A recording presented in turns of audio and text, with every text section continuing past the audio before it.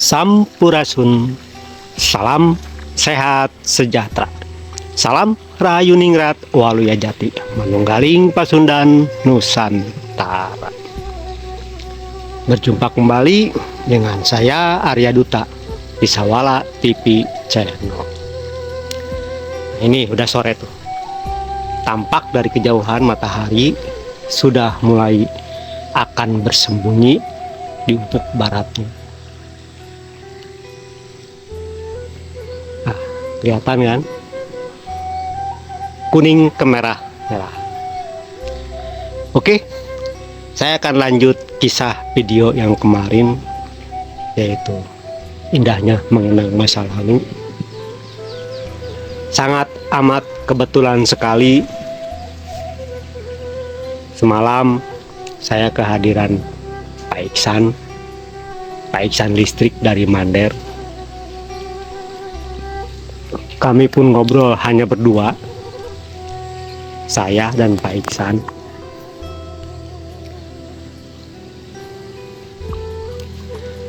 Pak Iksan hanya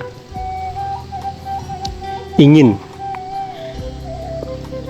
lebih jauh memahami tentang perilaku anak-anak, terutama anak-anaknya zaman sekarang.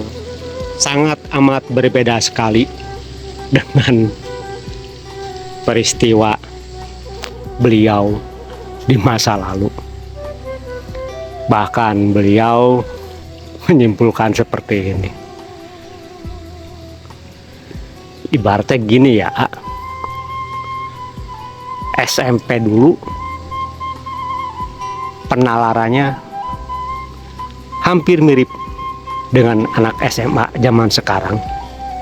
Nah, itu Pak Iksan. Makanya kemarin saya upload video tentang anak sekolah ya seperti itu. Sangat amat jauh sekali. Logika dasarnya pun kurang begitu aktif di zaman sekarang. Beda dengan zaman dulu. Saya yakin zaman dulu, walaupun orangnya tidak pintar, tapi logika dasarnya selalu aktif.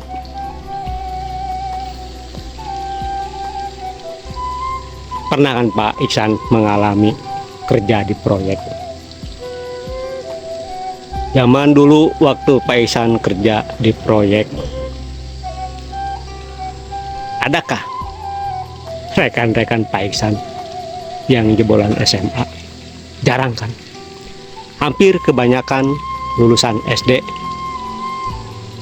lulusan SMP, bahkan tidak sedikit yang tidak lulus SD, tidak lulus SMP.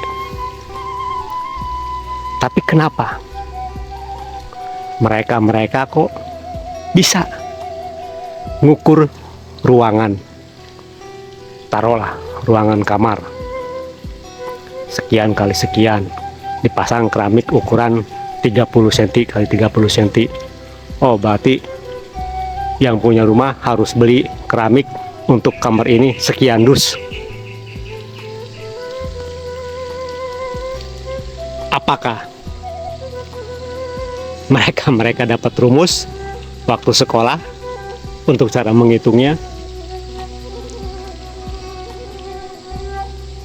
Gak ada waktu jam sekolah. Nah, itu dia. Dapat dari manakah rumus tersebut?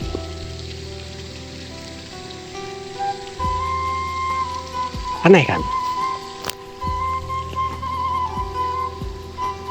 Ngitung batu bata, zaman dulu kan jarang hebel, paling mentok-mentoknya batako dan bata merah. Untuk ukuran rumah sekian, mandor pun langsung menghitung butuh batu bata merah sekian ribu bata. Padahal tidak jarang mandor-mandor zaman dulu hanya lulusan SMP. Iya ya, dulu aja mandor saya SMA kelas 1 keluar karena terbentur biaya. Apa coba yang mereka dapatkan? Kalau mengandalkan sekolah, otomatis mereka gak bakalan ngerti utang hitung proyek, ngukur besi, ngitung semen, ngitung pasir berapa kubik.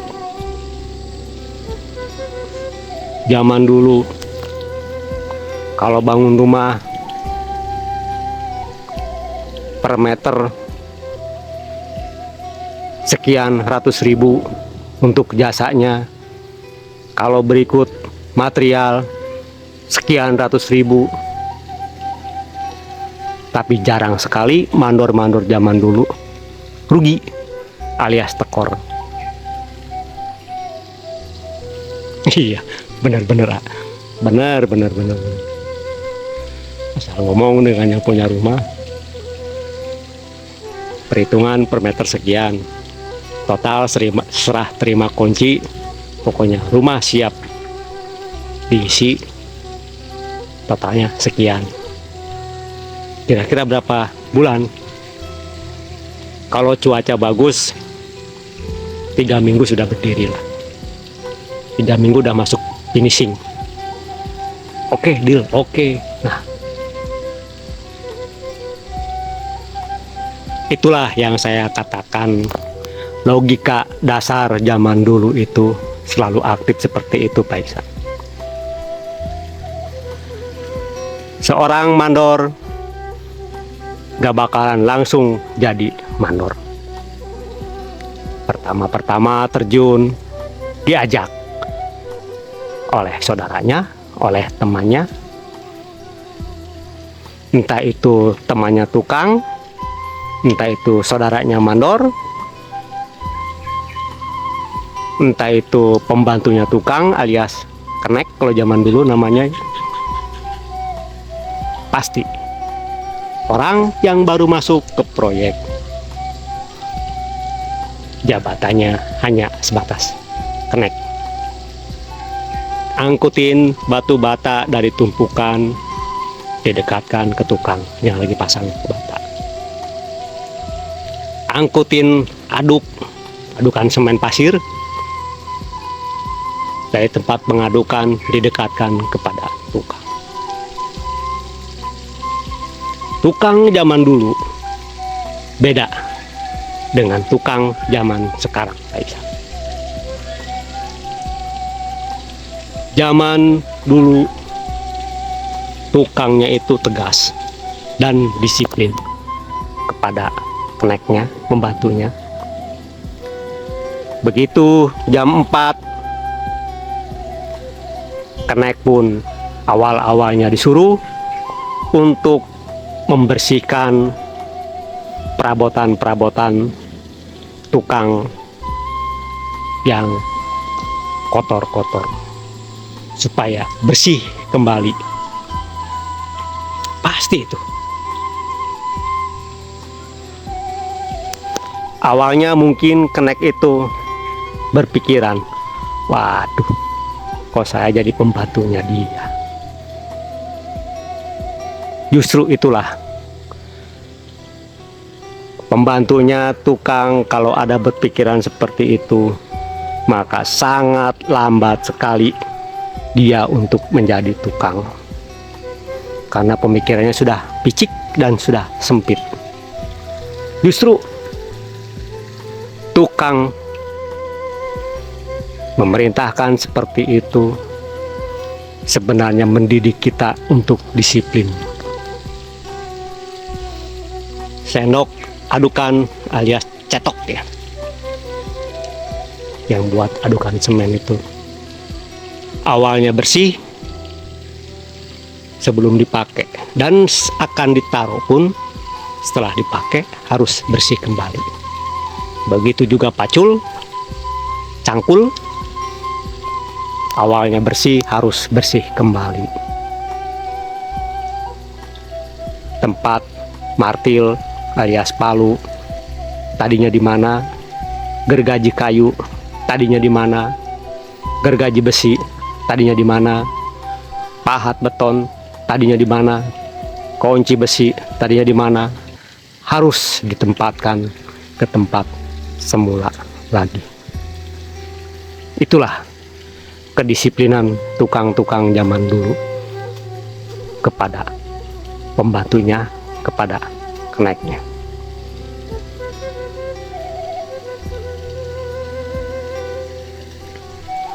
Jika terlihat keneknya ini rajin,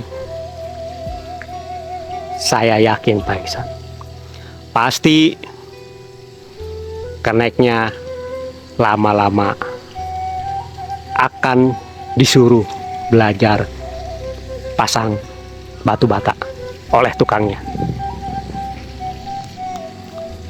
Begitu batu bata udah numpuk, adukan pun sudah numpuk, benang pun sudah ditarik oleh tukang, biasanya tukang mencari alasan, nih pegang sendok, belajar pasang bata, saya mau ke toilet dulu bentar, mau BAB. Padahal tukangnya itu sedang menikmati kopi dan untuk memperhatikan dari jarak jauh sampai di mana keneknya mengerjakan pasang bata. Ya mungkin kenek itu awal-awalnya grogi karena belum terbiasa. Pastilah tukang pun memaklumi. Terus hampir setiap hari, tanpa disadari oleh kenek tersebut, kita ini sedang dididik, sedang dibina oleh seniornya, oleh tukangnya, untuk bisa pasang batu bata. Terus secara perlahan, secara berkesinambungan, pasang bata sudah terlihat lincah.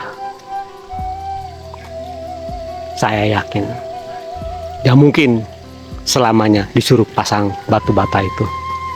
Pasti suatu saat akan disuruh untuk melester dinding. Seperti biasa, pasti tukang pun akan selalu pasang kepalaan, pasang caplak. Mungkin zaman dulu, orang-orang zaman dulu masih ingat lah bahasa caplak, bahasa kepala plesteran. Sudah dielot, sudah tarik benang, sudah dikepalain oleh tukang. Begitu dilihat sudah setengah kering, tukang pun langsung, adukannya kumpulin. Adukan sudah penuh 1 tong, tukang pun pasti akan meninggalkan. Inilah kebiasaan unik para kenek-kenek ini. Pasti di otaknya ada pemikiran seperti ini. Aduh, mumpung tukang nggak ada nih, mumpung juragan nggak ada nih, cobain dah belajar melester. Keplak, keplok, bruluk lagi, jatuh lagi, keplak, kepluk, bruluk, terus berulang. Tukangnya pun dari jauh nyikik ke TV, ngakak ketawa menyaksikan perbuatan keneknya yang sedang melester. Adukannya jatuh lagi. Apakah kita dimarahi? Apakah kita dibentak-bentak selaku kenek zaman dulu? Nggak akan baik. Senyum-senyum. Nih, kalau mau bisa melester seperti ini, keplok, tuh kan nempel, keplok, pakai piling telinga dan tangan. Bunyinya seperti apa coba? Plok, plok. Coba kamu melesar. Buk, akan beda suaranya. Sebisa mungkin harus sama seperti itu suaranya, baru bisa nantang. Oke Pak, siap Pak. Nanti saya usahakan seperti itu suaranya. Kan lama-lama akhirnya bisa melester, bisa ngaji. Nah, itulah yang saya bilang, zaman dulu logika dasarnya selalu aktif seperti itu. Oke, ini udah mulai remang-remang. Nanti bersambung kembali ceritanya, masih bertemakan mengenang masa lalu.